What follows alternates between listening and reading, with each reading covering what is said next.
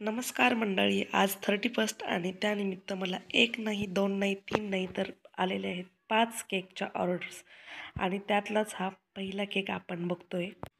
आणि हा केक बनवण्यासाठी खूपच इंटरेस्टिंग होता, कारण की यावर आपण ओरिजिनल ज्या स्ट्रॉबेरीज मिळतात त्या ठेवणार आहेत डेकोरेशनसाठी. आणि याला कलर पण खूप हटके वापरलेला आहे.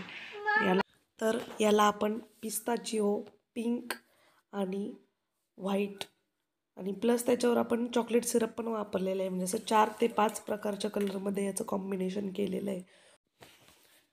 आणि फ्लेवर आपल्या केकचा पायनॅपल आहे. पायनॅपल केकवर शक्यतो येलो कलर किंवा येलो जे जेल असतं ते यूज केलं जातं.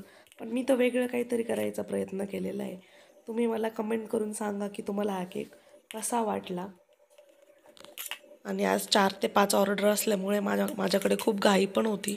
तरी पण एवढ्या घाईमध्ये मी काहीतरी सुंदर असं बनवण्याचा प्रयत्न केलेला आहे.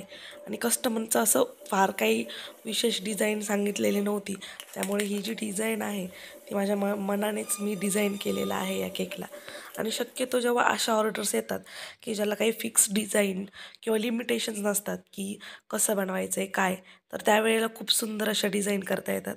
कारण की प्रत्येकाकडे आपली आपली क्रिएटिव्हिटी असते आणि तीच क्रिएटिव्हिटी मी इथं वापरण्याचा प्रयत्न केलेला आहे.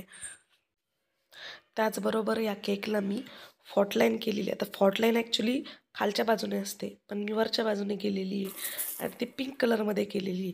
तर फोटोत व्यवस्थित जरी दिसत नसलं तर तुम्ही लास्टला व्हिडिओ तुम्ही बघू शकता की त्याचा कॉम्बिनेशन किती सुंदर दिसतं आहे. आणि त्याला हायलाईट करण्यासाठी खाली मी नंतर त्याला गोल्डन कलरचं जे डस्ट भेटतं त्याने हायलाईट केलेलं आहे. आणि तर ते स्ट्रॉबेरीची टॉपिंग छान दिसावी यासाठी आपण या केकला वरती चॉकलेट सिरप टाकून घेतलेलं आहे. आणि आता आपण